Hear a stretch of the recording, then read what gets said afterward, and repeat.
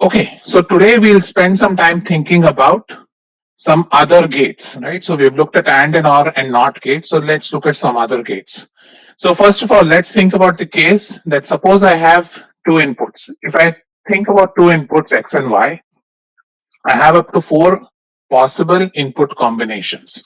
So if I have up to four possible input combinations, I can essentially generate a maximum of 16 functions, right? Because I can map each and every um, truth table to one of the binary numbers from F0 to F15, right? So each of this is a separate function.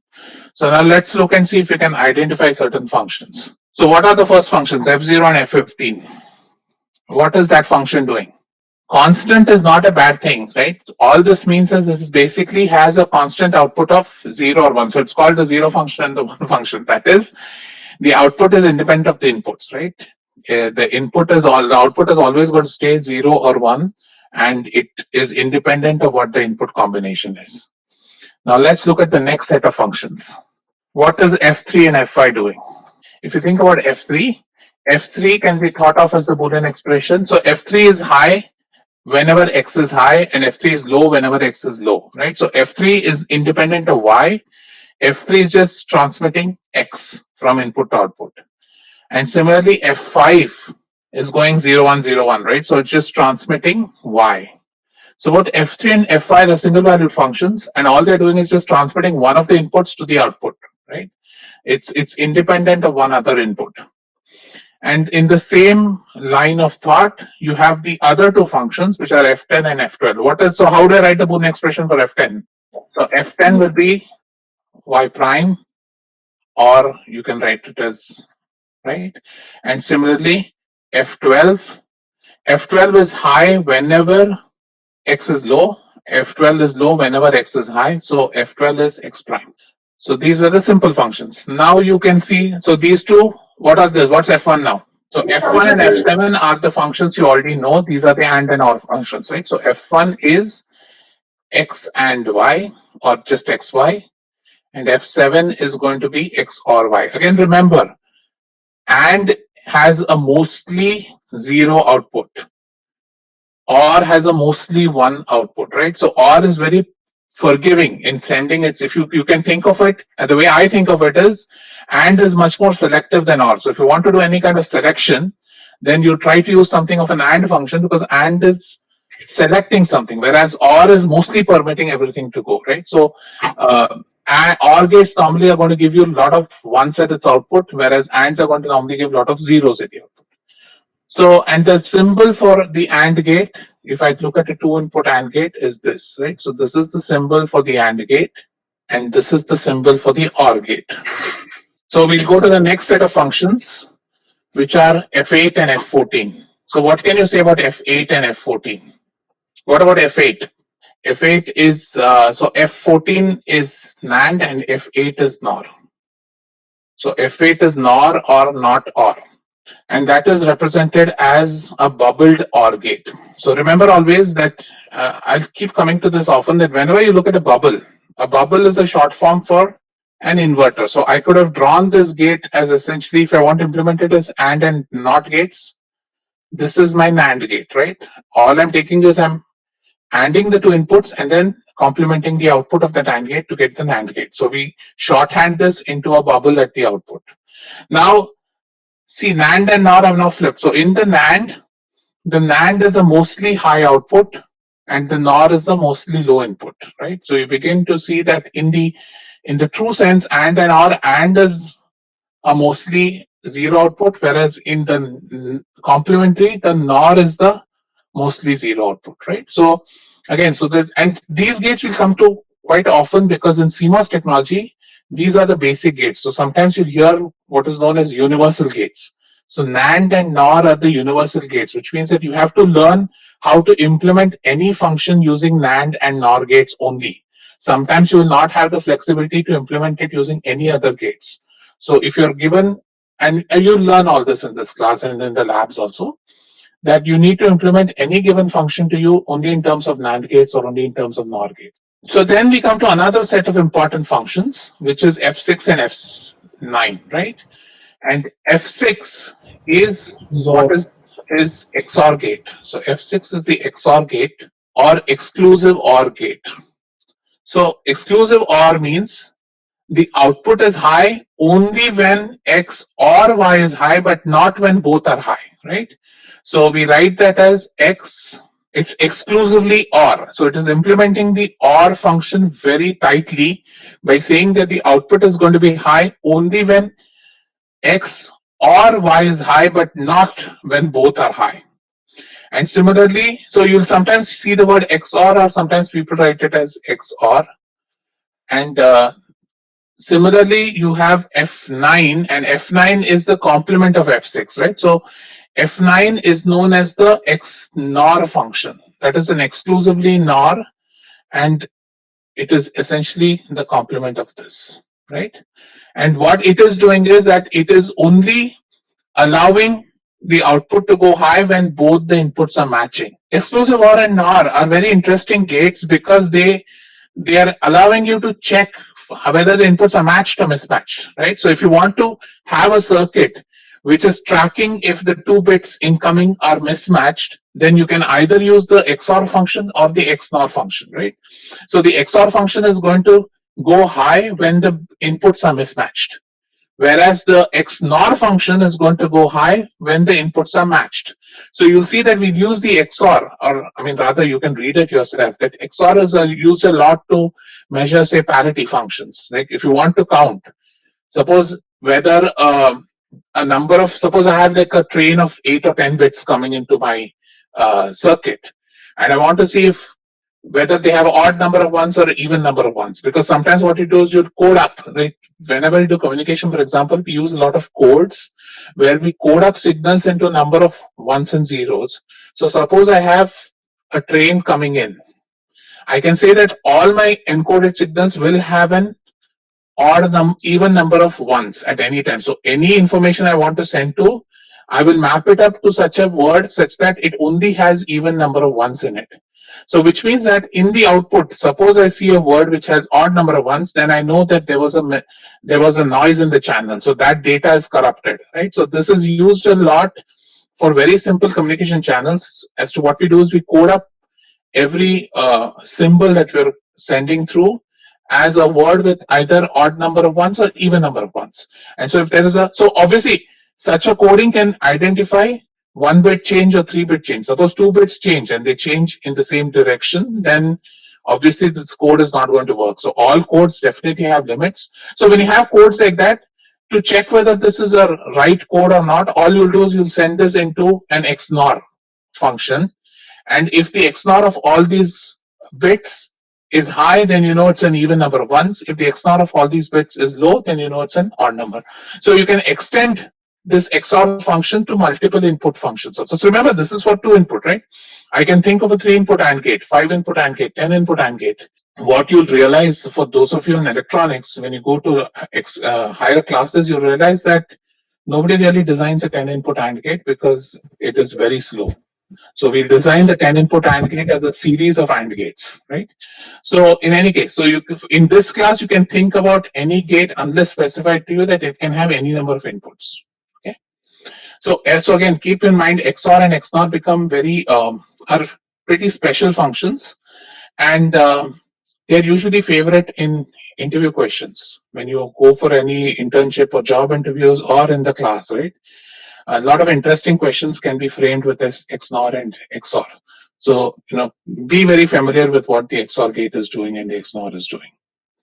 And then there are two other functions. We'll talk about 4 other functions. This is F2 and F4. So anybody want to tell me what F2 and F4 are? So F2, what is the minterm associated with? So if I want to write F2 in its canonical SOP form, what would it be? So what is F2 in its canonical SOP form?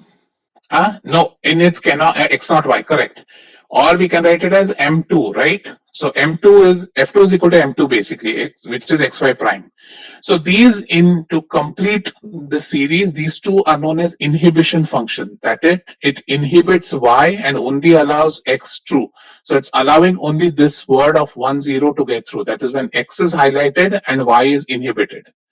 Similarly, F4 only sends the word when X is inhibited and Y is sent through. So In logic parlance, F2 and F4 are known as inhibition functions.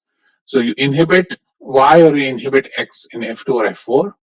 And the flip versions are also available where they're called inclusive functions. So here they're inclusive in the sense that it's the basically pause form, right? So this is allowing all signals to go through except when you hit the word 0, 1. And similarly, F13 is allowing everything to go through except when you hit the word 1, 0.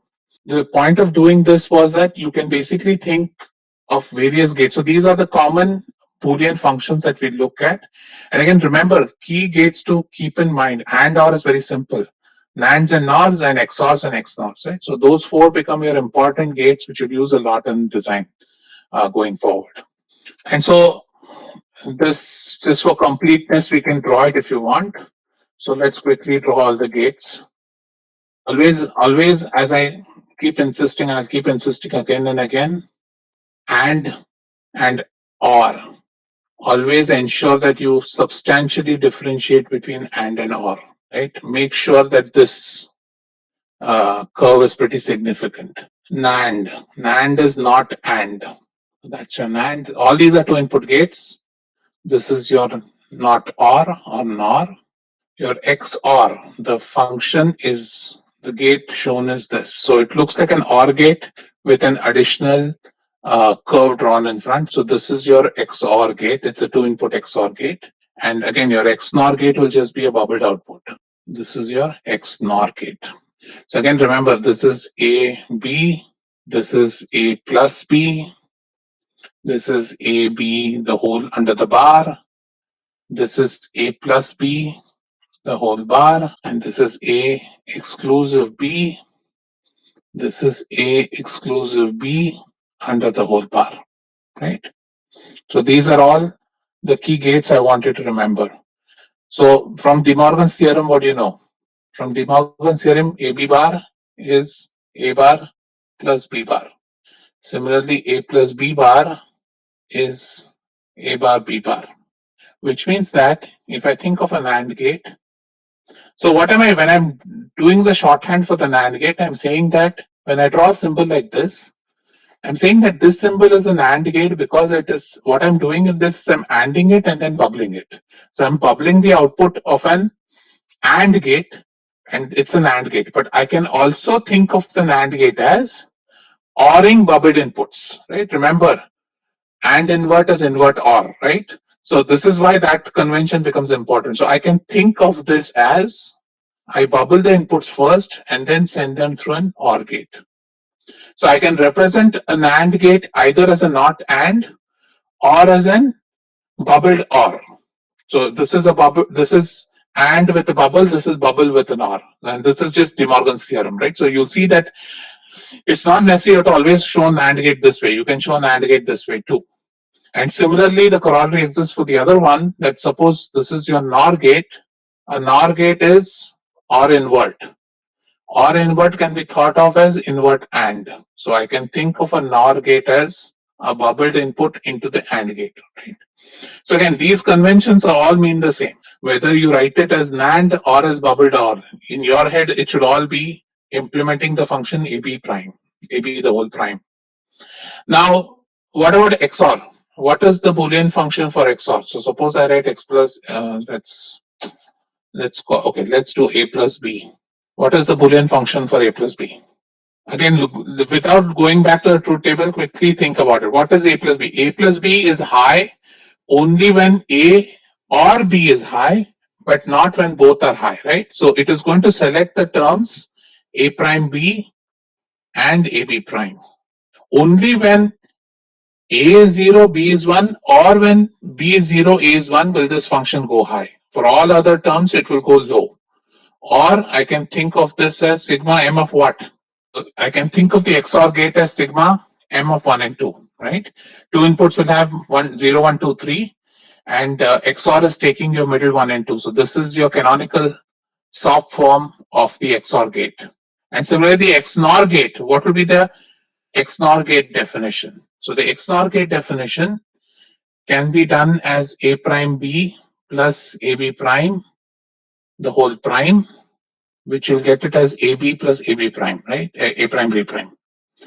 So again, A plus B the whole prime, which is the XNOR gate, goes high only when A and B are both high or when A and B are both low, right? So this canonical form is going to be the flip version of this. So the remaining two terms go into that. So the XNOR gate, which is the complement of the XOR gate. So the XOR gate canonical expression is 1, 2. So the XNOR gate, which is a complement of the XOR, will have the canonical soft form as M of 0, 3. Okay. So anytime you get a function in canonical form, it's very easy to write the complement of the function, right? Just so you can think of f as sigma of m of some a j, right?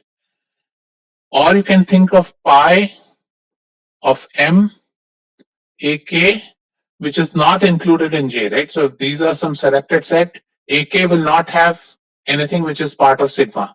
So if you think of m f prime, all you do is, right, whatever was in your pos form, complement of that is basically the min term, right? The complement of the max term is the min term, or the complement of the min term is the max term. So if you're taking the complement of the function, what was essentially the pos form gets converted to min term, and what you're left is the summation of the min terms of the expression, right? So this is pretty obvious, I think, once you understand that the min term and max terms are essentially complements of each other. Array, how much is it to memorize? Why is this difficult to memorize? This is something you don't. By the way, DD, no memorization needed. You can work this out very simply, right? Just by remembering what the definition of those gates are, nobody is going to tell you what an XOR gate is. I expect you to know what an XOR gate is. Whether you want to remember it as in pos form, soft form, or as a truth table, that's up to you. But you should be able to quickly convert from one form to the other. That I will expect from you. And don't worry about the min-term maximum. You'll get very used to it. In fact, after some time, you'll start thinking of all functions directly in terms of min-terms and max terms. Okay. If there are no more questions, let's move on. As I mentioned, I think towards the end of September or something, I will teach you transistor level designs of gates. And then you'll see basically that it's very simple in CMOS to implement a NAND and a NOR gate. And basically CMOS will lend itself directly to NAND and NOR implementations. So hence you'll see that in today's day and age, NAND and NOR is the most convenient way to implement logic functions because they can be directly ported into a CMOS design. Okay, so one thing to keep in mind, okay, is that if I want to implement a 3-input AND gate, suppose I've given you only 2-input AND gates. So here's my question for you. Suppose you had only 2-input AND gates. And again, this would have been true if you were in the lab today. And I asked you to implement a 4-input function, 4-input AND function. How would you do it? Very simple, right? 2 inputs. So I'll take 2 inputs at a time and them. Take the second 2 inputs and them. So if this is A, B, C, D, and then take the outputs of these two and again AND them. And what I get is the function ABCD, right? And this is because what I've employed here is that ABCD can be written as AB and CD, right? And that's because, and so using this, essentially I can simplify the 4-input AND into a series of 2-input AND gates.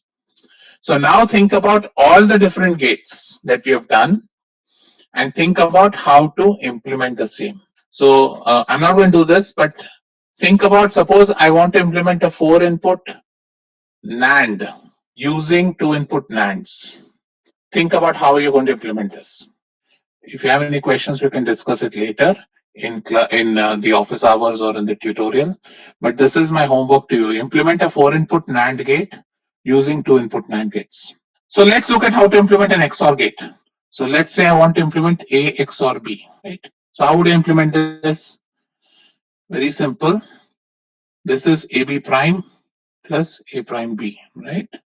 And so when I want to implement it, suppose I have A and B, I have to first take the inverses of both, right? So this is my A. So the reason I'm doing all this is you guys need to start thinking in terms of circuit levels, right? So start drawing logic diagrams for everything. So I'm creating A and A prime, B and A and A prime and B prime, right? So this is A, this is A prime, this is B, this is B prime. Now I want to take the AND of A and B prime. So again, remember a big fat circle here indicates it's a short. So I've ANDed. So this is A, this is B. I want to create AB prime. So I'll pull A from here and pass it through an AND gate, right? So this, again, remember, draw this big fat circle indicating it's a short. So this output of this AND gate is your AB prime, right? Because this is your B prime and this is your A prime. Similarly, I need to, so I've implemented one of the product terms. I've implemented the AB prime product term. To implement the A prime B product term, again, I'll pull an input prior to the inverter, which is your B input, send it through another AND gate, and this is your A prime B. And then what I have to do is I have to OR the two. So I'll then take these two inputs and send them through a two input OR gate. And so what I get is your A XOR. So the XOR gate, if I want to implement it using ANDs, ORs, and inverts, this is how I'll implement it. So one thing again, I want you guys to be, this is something which should come to you by default when you're drawing circuit diagrams in this class. Always think of them as stages. And the reason will be because when we start doing timing of all this, so what happens in real life is there is a finite time associated for a signal as it goes across a gate. For example, suppose I apply a 1 at the input of the inverter, the 0 doesn't instantaneously appear at the output. It takes like a few nanoseconds for the inverter to actually get the output to where the steady state output has to be, right? So every gate, every logic gate is associated with a delay. When we do Verilog modeling, we'll do a lot of delay analysis. So every logic gate, you should remember, is associated with the delay. Typical numbers we're looking at is a few nanoseconds, up to 10 nanoseconds in some old technologies, right? So there is a finite delay associated through every gate. So design, whenever you do design, when you draw logic gates, please make it a point to draw them in stages, so that way what happens is this, and roughly what happens is that the delay in all gates is not equal. So you'll see again, this will not be part of this class, but in advanced electronics classes, you guys will realize that the AND gate will have a different delay than the OR gate. The delay is also a function of what the input string is. Suppose I give, if I'm looking at the of a 0 being transmitted, a 0 being transmitted might have less delay than a 1 being transmitted, right? So a delay of a gate is dependent on, one, what is the data which you're transmitting through the gate, two, the type of the gate, three, the number of inputs to the gate. Obviously, we know that if you want to make a faster gate, apply higher power supply, then things will move faster, right? But other than that, from a point of view of design, you have to remember that as you make your gates larger, that is, if I go from a 2-input gate to a 3-input gate, on an average, the delay is going to get longer, right? And so you're basically trading off. So if I look at a circuit like this, right, why did I design a 4-input AND gate with 2-input AND gates? So the only hope is that, so if I take a 4-input AND gate, right, it will have some delay. If I break it into this, I'm basically processing these two parallelly and then sending it through here. So essentially, I can think about this, a 4-input AND gate, if I implement it this way, it is made up of two 2-input AND gate stages. And it turns out that 2-input NAND gate has a delay which is less than half of the delay of a 4-input AND gate. So if that is the case, then this implementation will be a faster implementation than a 4-input AND gate, right? So this is why implementing into smaller gates generally helps.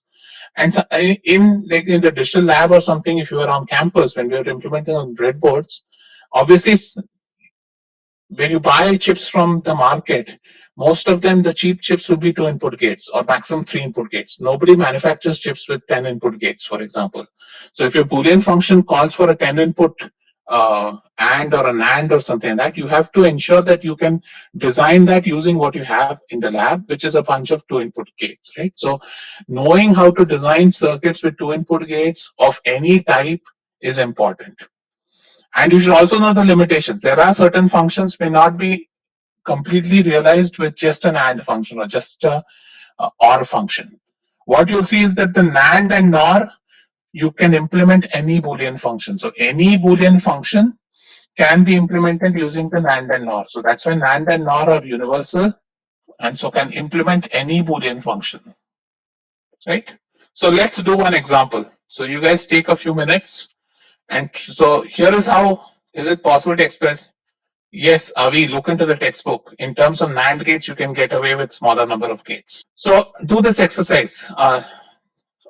Just take a few minutes. We'll quickly do it. So this is typically what you'll get in the lab, right? We'll give you a Boolean function to tell you, okay, implement this in two input NAND gates only. Or sometimes you will not give you the Boolean function. We'll give you a text problem. You'll have to find the Boolean function for it. So this is a simple case which I've told you implement this only using NAND gates. So take a minute and try it, and then we'll go through it together. Sanika asks, what is CMOS? CMOS is complementary MOSFET technology.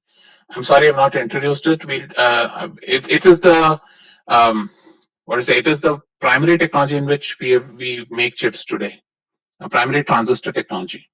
Sanika will go over this in detail. So by the end of September, I'll teach you what CMOS is. So when you're given a question like this, ensure that you don't use any other gate other than the two input, right? So no inverters, no AND gates, no OR gates, nothing. The only gate you should use is a two input NAND gate.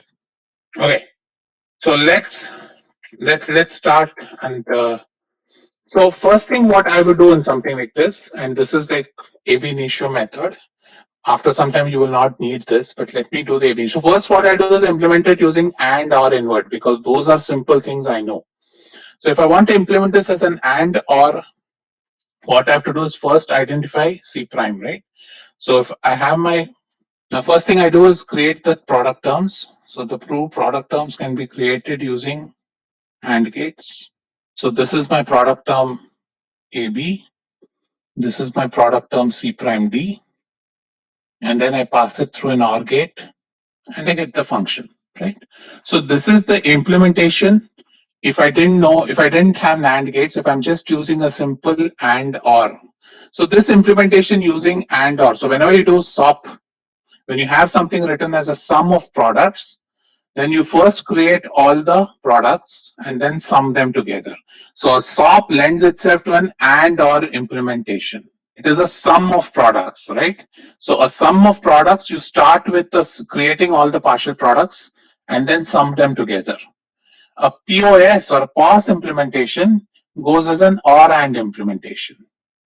Here it's product of sums, right? So you first implement all the partial sums using OR gates, and then you implement the common product of them by sending them all into the AND, right? So the simplest way to think about any function is to implement it as an AND or an OR AND, depending if it's a SOP or a POS. So here, since I see this as a SOP function, it's a sum of products. I'm going to use the AND OR implementation to implement this in hardware, right? So now, this is what it is. Now I need to, now obviously I don't have the AND and OR gates, right? So I have to implement everything with NAND. So we know how to convert an AND gate to an AND gate is, if I do this is equivalent to an AND gate, right? So what I'll do is, the shorthand is I'll put a bubble here. So if I put a bubble here, then I need to put a bubble here so that the input to the OR stays the same, right? So what I'm saying essentially is I'm taking the output of the AND gate, inverting it.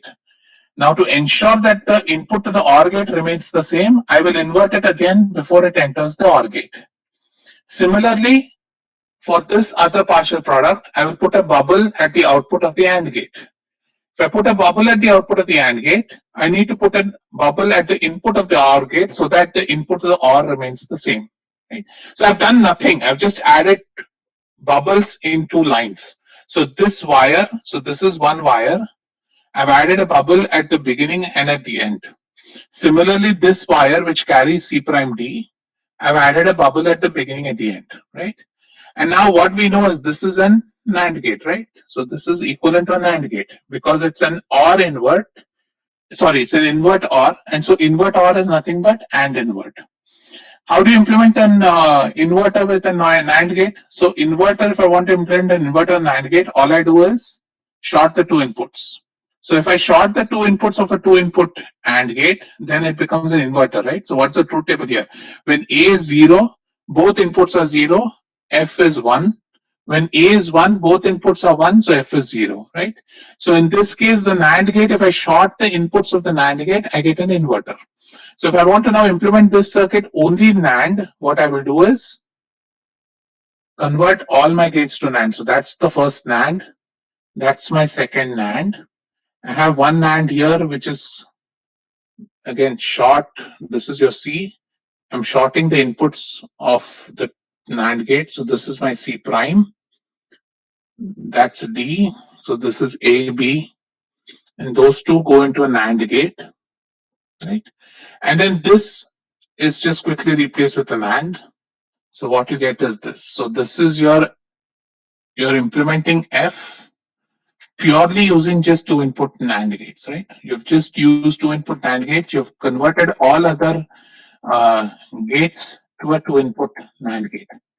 Now, sometimes what will happen is, say, suppose you have this condition where you have a condition that, okay, you have something coming out of an AND gate, right? And you are sending this through, say, some other AND gate, and then you have to send it through an OR gate, right? Suppose I have a connection like this, right? If now let's do the bubbling. So when I do the bubbling here, I do a bubbling here. And again, if I tell you you have to implement it only in NAND, right? So I'll do another bubble here.